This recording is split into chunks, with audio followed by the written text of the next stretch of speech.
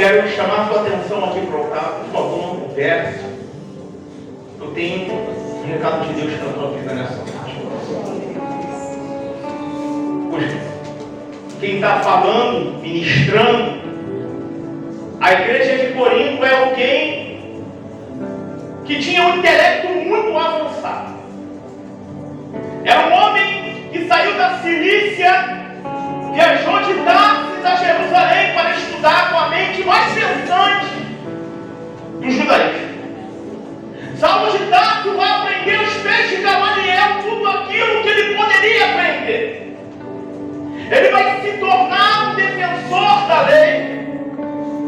E quando ele observa um grupo de pessoas que ali apregoavam uma fé diferente, uma fé em que o Galileu onde passava trazia vista aos cegos, fazia um aleijado andar, uma fé diferente da religião judaica, que não trazia vida, mas alguém que por onde passava perdoava pecados, por onde passava deixava o seu perfume, por onde passava entrava nas casas, libertava os cativos, libertava os oprimidos.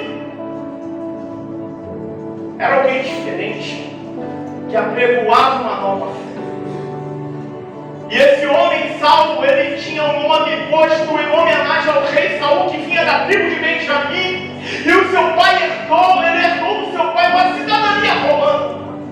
Diferente do que muitos dizem que foi Deus que trocou o nome dele de Saulo para Paulo negativo. O nome dele era Saulo em homenagem ao rei Saul da tribo de Benjamim, mas como seu pai era na verdade um homem que tinha como cidadão romano, o nome dele também era Paulo, era um nome latino, ou seja, usado em muitas igrejas que se ele usasse o nome Saulo ele não entraria, então ele vai usar o nome Paulo para poder entrar nessas igrejas. Mas esse homem ele resolve acabar com a igreja, ele resolve colocar um ponto final. Ele vai até o sumo sacerdote, vai pedir carta e vai até Damasco para poder finalizar a igreja. Aqui eu já trago algo de Deus para a sua vida nessa noite. A geografia era Damasco, mas o propósito mudou. Eu sinto Deus aqui nesse altar. Porque a geografia pode ser a mesma. A geografia pode ser a mesma, mas o que vale é o propósito. Ele ia para Damasco acabar com a igreja, mas no meio do caminho ele encontra alguém que ele não poderia resistir. A Bíblia diz que ele vê um facho de luz, e a palavra vai dizer que ele vê uma voz que chamava: Saulo, Saulo, duro é para ti recalcitrar contra os aguilhões. Com outras palavras, ele estava dizendo para Saulo: Saulo, tu é inteligente, para de lutar com quem é mais forte do que é você. Sabe que eu aprendo aqui, tu vai para o caminho, ele diz: não vai não. Você coloca a mão em algo, ele diz: não é para você. Você vai para um outro caminho, você dirige a um caminho que não é para você ir. E ele está dizendo: não é para você.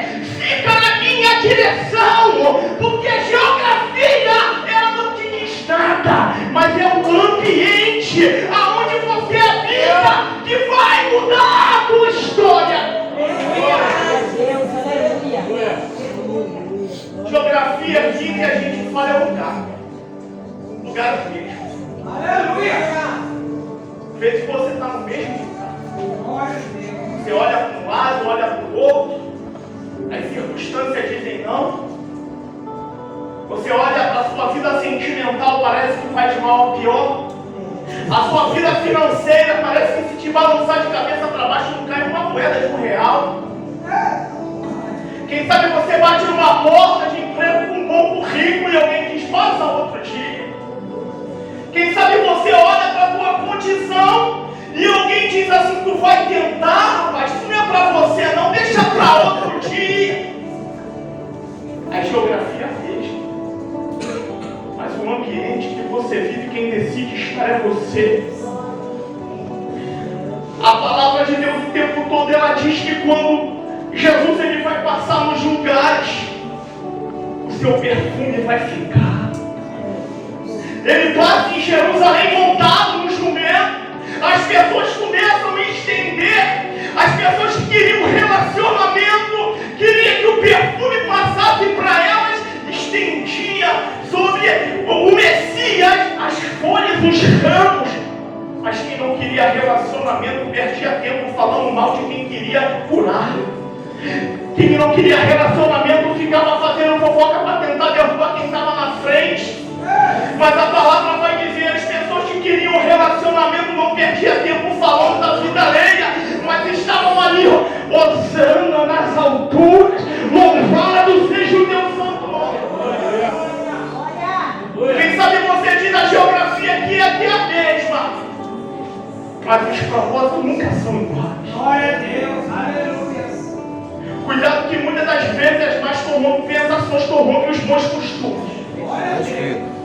O maior problema não é de quem fala, mas é de quem ouve. Porque quem fala fala o que quer, mas começa a colocar filtros nos seus ouvidos. Começa a permitir que a presença de Deus venha tomar o teu ambiente. E para isso acontecer, começa a colocar filtro para aqueles que tentam minar a tua fé. Aleluia a Deus. Estava salvo no propósito, eu vou acabar. Vou te dar um conselho antes de acabar contigo, Saulo.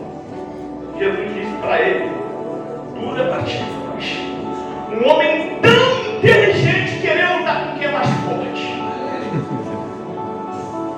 A Bíblia diz que ele vai para a mesma geografia. Ele vai para baixo. Eu não preciso pular aqui para você entender o que eu vou falar, porque a palavra se explica. Que quando ele chega em Damasco, ele vai para a casa de tal chamado de Judas. E esse Judas que estava em Damasco, Paulo estava orando, jejuando na casa de Judas. Aqui eu vejo uma diferença muito grande. Porque quem vai para a casa de Judas, Ananias vai receber a ordem de ir para poder colocar a mão sobre a vida de Saulo. Mas quando ele chega na casa de Judas, tinha oração. Quando ele chega na casa de Judas, tinha jejum. Quando ele chega na casa de Judas, tinha gente se consagrando. Você está entendendo o que Deus está falando contigo? Procura ir na casa de quem cheira o perfume de Cristo. Começa a ganhar tempo em vez de você perder tempo falando de vida além que não vai te levar para lugar nenhum. E ele vai para a casa de Judas. Ele estende a mão sobre a vida daquele homem e as escamas caem e ele começa a enxergar. Aqui a mensagem do verso. Porque quem olhava Damasco de um jeito agora vai olhar de outro. Quem sabe você chegou aqui tem um ângulo que você não consegue ver seu filho saindo no meio das drogas. Quem sabe o seu ângulo hoje olha para a tua vida e diz assim, acho que eu vou acabar dessa maneira. Eu vou ficar paralisado no meio desse mundinho que eu vivo.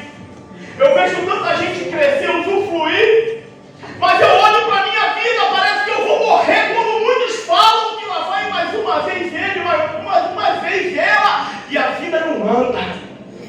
Sabe o que eu aprendo no Salmo 92 que vai dizer que nós somos comparados como cedro do Líbano. O cedro do Líbano, em 3 anos, ele só cresce 15 centímetros para fora. Mas para dentro a raiz vai 1,5 metro. Enquanto muitos olham para você, o exterior, e vê você crescendo, está pequenininho ainda, não dá nenhum trabalho. Mas a tua raiz já está alcançando os lençóis freáticos. Você começou a viver uma vida dependente de Deus. Você conhece alguém que diz assim? Sou uma pessoa independente. Não preciso de ninguém para nada. Muita gente fala isso. Acredito que todo mundo conhece alguém. Muita gente fala isso. Só que a Bíblia nos instrui a criar uma única dependência. A de Deus. O cedro do Líbano não esperava, irmã Verônica, a chuva cair. Enquanto havia um tempo ensolarado, um monte de árvore morrendo, aquela árvore ia lá nos lençóis freáticos e começava a puxar a água e se alimentar. Sabe por quê? Porque tinha armazenado dentro dela. Sabe que eu aprendo aqui já vai pau. Aí as escamas achou que estava suficientemente preparado. Vai para Jerusalém tentar sentar na cadeira que era de Pedro. Só que quando Deus prepara, Deus sabe onde coloca você. Ele é rejeitado pelos apóstolos. Ele é rejeitado pelos irmãos da igreja. E o próprio Deus fala, sai daí. Porque essa cadeira do dono não inveja a cadeira de ninguém. Porque Deus tem uma cadeira para você. Mas quando o que o Senhor quer dizer nessa noite, que cadeira é essa? Cadeira da honra. É a cadeira da vitória. Quem sabe nessa noite você olhou, o irmão cresceu e ainda não conseguiu se alegrar, porque a sua não foi estendida ainda. Mas Deus me trouxe numa humildade nessa noite para dizer para você, vai chegar o meu tempo. Não precisa fechar aquilo que não é. Aí vai igual. Ele vai escrever a primeira carta para Corinto dizendo, melhor você se confessar, porque aqui tem gente que prega, aqui tem gente que canta, aqui tem gente que louva, mas não se enquadra nos padrões que Deus quer. Porque uma coisa é falar, uma coisa é pregar, uma coisa é orar, e outra coisa é viver. E Paulo vai começar a exortar. Paulo chega a ser expulso dessa igreja. E quando ele escreve a segunda carta a Coríntios, defendendo o seu apostolado, interessante dizer que ele deixou somente um recado. Oh, Jesus.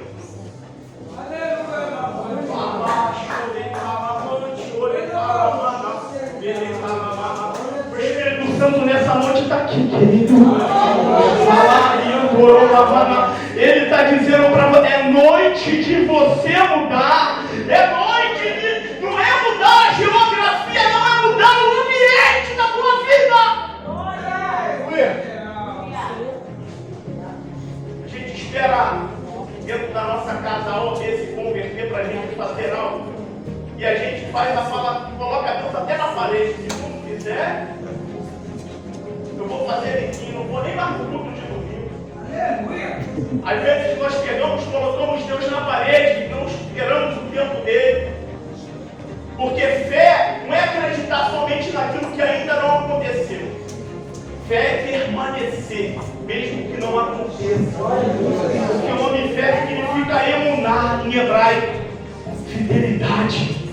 Independente de quem vem ou vai, eu estou aqui. Independente de quem quer ou não quer, você precisa estar aqui. Ninguém precisa manusear. Você não é fiquinho adestrado, não, querido. Você precisa ter uma fé sólida. A Bíblia vai dizer que ele vai tomar uma posição. Independente de vocês terem gostado ou não, eu tenho uma palavra para você, Corinto. Vocês precisam ter um bom perfil. E aqui me leva a pensar, porque quem está trazendo essa palavra é alguém que tem um intelecto acima do normal. Interessante, quem fundou o perfume na antiga Mesopotâmia foi uma mulher. E esse perfume que ela fundou foi para poder queimar incenso para os deuses. Só que no capítulo 30 de Êxodo, o próprio Deus vai falar a Moisés, enquanto eles adoram o perfume de deuses pagãos, eu vou criar um perfume exclusivamente para vocês e bom. Não vai ser colocado em mais ninguém, Moisés. Prestou atenção que eu te falei? Moisés vai ter algo. Vai pegar todo o aroma, vai pegar todo o ingrediente e vai mobiliar, vai passar as mobílias do tabernáculo, vai usar um sacerdote. Só que esse perfume, ele nunca mais poderia ser usado em nome nenhum, a não ser o sacerdócio e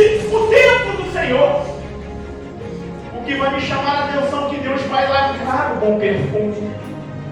Porque quando Deus levanta, Deus não usa a cabeça errada. Deus não levanta homem ou mulher que não tem compromisso, porque se não tiver, não fica. Me perdoa a sinceridade, porque quando Deus chama para a obra e bate o vento, não fica porque não era para ficar. Porque o homem é chamado para ser provado pelo fogo. Ele começa a colocar o perfume no sacerdote e lacra. Só que o tempo passa e os gregos vão se aperfeiçoar no perfume para usar no templo de Diana, das prostitutas cultuais, para seduzir alguns homens para dentro das recâmaras. Mas interessante aqui que os perfumes que eram usados pelo sacerdote chegavam primeiro nas pessoas antes deles chegarem. Deixa eu te explicar. Antes de você chegar, o cheiro de Cristo tem que ir primeiro. Não, eu vou melhorar, você vai entender. Antes da tua fé, antes da tua pregação chegar em qualquer lugar, a tua vida tem que chegar primeiro que você.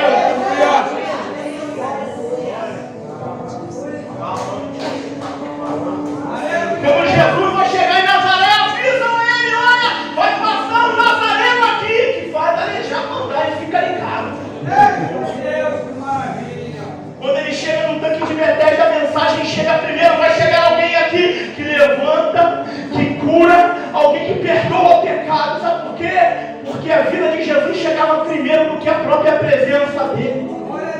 Sabe por quê? Porque Jesus desfrutava não da geografia, mas desfrutava de um ambiente de glória. Deixa eu ser mais claro. Você vem para o culto, chega na segunda-feira, em caso de um receptário, não era teu pregador, você não entendeu, o culto não começa aqui. O culto começa quando você acorda. O culto começa quando você sai da casa e começa a agradecer, Senhor, obrigado por esse prato de comida. Obrigado por essa roupa que eu estou vestindo. Obrigado pela família que o Senhor me deu. Maravilha, Deus.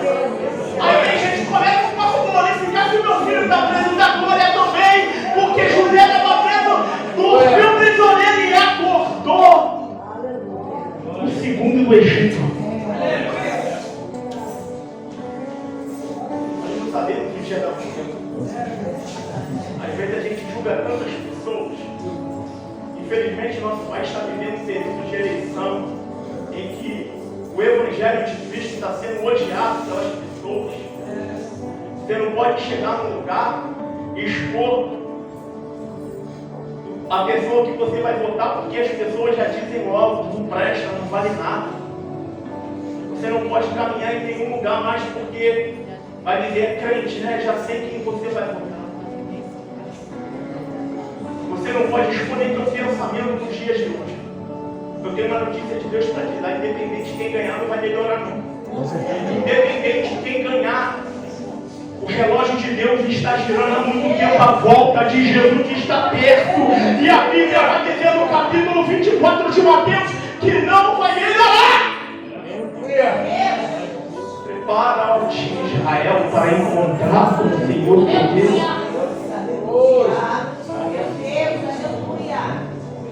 A palavra é clara. Os gregos distorcem o perfume. Só que ela crava o perfume que Deus tinha colocado no sacerdote. Interessante que as pessoas que eram cegos identificavam quando Jesus passava pelo perfume. Elas não poderiam ver, mas sentia a rosa de Saron chegando no ambiente. Eu não preciso chegar aqui fazer um filtro, meter o pau para querer falar que eu sou melhor ou pior de um de outro, entrar no espírito de competição, de facção, para poder trazer divisão à igreja. Enquanto o Espírito Santo está passando, eu estou desapercebido. Agora não, irmão, você não é pastora, não.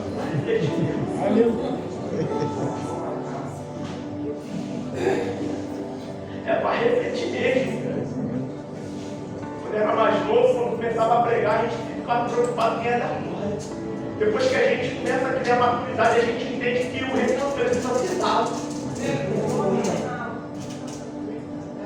E aqui ele vai começar a falar, como passou o final. Ele começa a falar de um perfume. Eles precisam receber algum perfume. Porque há perfume para a vida e há perfume para a morte. Agora pegou, pastor. Havia um costume em Roma que toda vez que o soldado entrava pelo arco do triunfo, juntamente com os soldados escravos que eles traziam das guerras, pegavam os perfumes e jogavam nos soldados em homenagem ao triunfo. Mas quem andava junto com os soldados eram os prisioneiros que iam para a morte. Então, quando Paulo diz assim, o bom perfume é para a vida, mas existe um perfume que é para a morte. Qual perfume que tu tem usado? Qual é o perfume que você reflita? Não dá glória, não. Qual é o perfume que você tem usado? Ele recebia um perfume, mas tinha um propósito. A geografia era a mesma, mas o propósito era diferente. Você vê o pastor com o microfone na mão pregando, parece que tem uma orelha na cabeça, mas também é cheio de defeito igual você. Ele vê tem pessoas que estão lá embaixo que pecam menos do que a gente que está aqui em cima. Mas isso não quer dizer que nós somos melhores ou piores. A diferença é na sinceridade com Deus e o arrependimento dos pecados.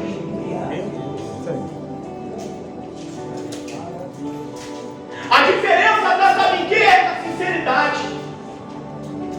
Vai cair o perfume é para a morte ou para a vida? Já há 2 séculos, uma cidade na França, conhecida como Cidade de Graça, ela é conhecida como a cidade do perfume. As maiores empresas de perfume estão na Cidade de Graça, no sul da França. Existe uma colônia de flores que quando as pessoas passam ali no meio das colônias, não precisam nem tocar no cheiro, porque o cheiro do perfume já fica no corpo da pessoa. Está entendendo? Não é geografia, é o ambiente.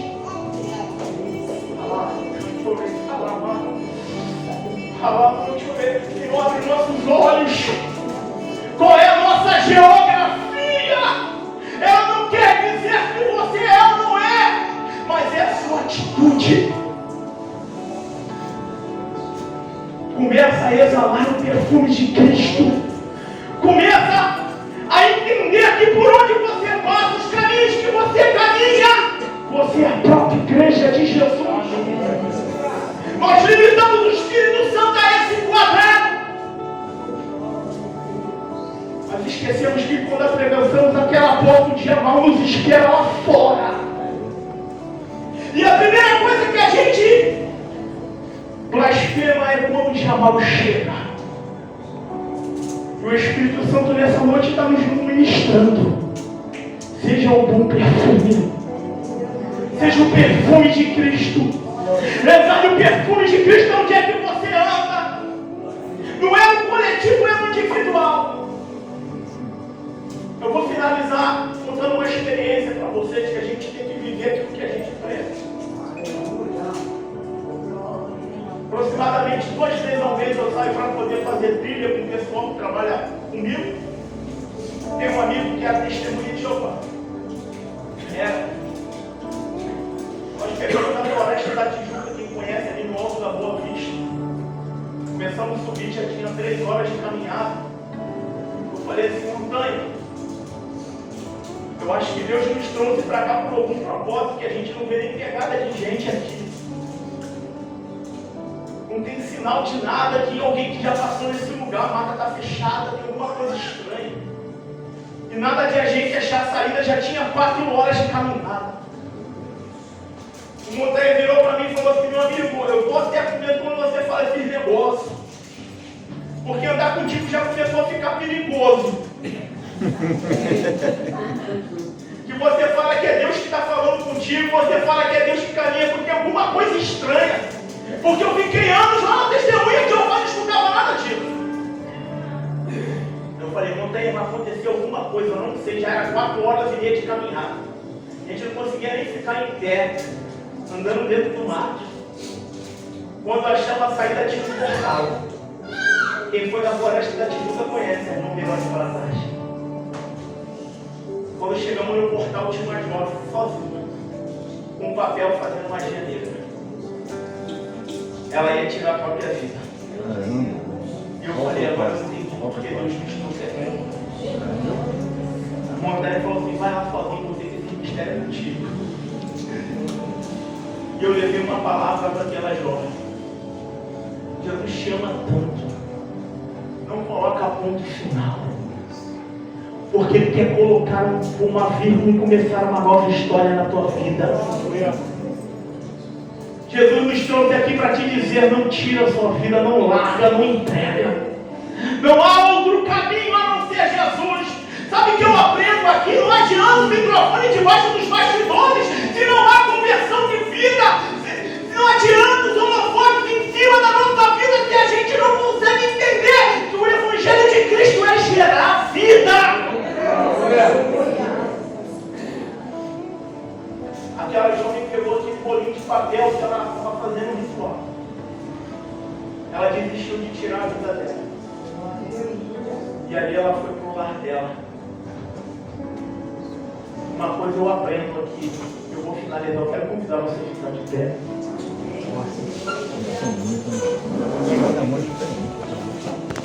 Eu quero que você graça. Não sei se você prestou atenção, mas eu falei devagar e por inúmeras vezes é para você gravar. O problema não é a geografia. O problema é o ambiente. Quem é que toma conta do teu ambiente? Quem é que toma conta da tua geografia? Tem gente que muda de um lado, vai para o outro, vai para um lado, vai para o outro e não muda a vida. Porque não entendeu que o problema não é a geografia, é o ambiente. Entenda bem que Deus está falando contigo nessa noite. Enquanto você não atrair a presença de Deus para a sua vida, você vai mudar de geografia inúmeras vezes. E as coisas não vão mudar. O problema aqui não é quem A está fazendo errado ou B fazendo errado. Porque a maior desculpa que nós escutamos por aí, porque eu não sirvo a Deus, porque eu conheço A, eu conheço B que faz errado. Não, você tem que fazer a sua parte e pronto. Glória a Deus. Eu quero convidar você a fechar seus olhos nessa noite.